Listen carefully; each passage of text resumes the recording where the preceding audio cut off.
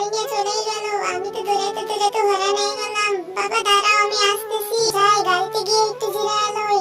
কি ক্লান্ত লাগতেছে। যাই, এবার গাড়িটা চালাই। বাবা আমাকে আজকে সুযোগ বুঝে বলদ বানায় ছাড়ছে। আমি একদিন সুযোগ বুঝে বাবাকে বলদ বানায় ছাড়বো। পল্টু, আমি তো এইভাবে মাটি তুলতে পারছি না, কি করব? ঠিক আছে, তোমাকে ওভাবে মাটি তুলতে হবে না। তুমি দাঁড়াও, আমি বেকু দিয়ে তোমাকে আমি মাটি ভরে দিচ্ছি। বাবা, তুমি আমাকে আজকে অনেক হয়রানি করেছো। আমি তোমাকে আজকে কিচ্ছু বললাম না, তুমি ওটা ঠিক করে ধরো। তো আমি পল্টুরে বলদ বানায় ছাড়ছি, অনেক দূর রাস্তা হাঁটে দৌড়াইয়া নিয়ে আসছি। আরে পল্টু তো আমাকে কিছুই বললো না, আর কখনো পল্টুর সাথে এমন করব না।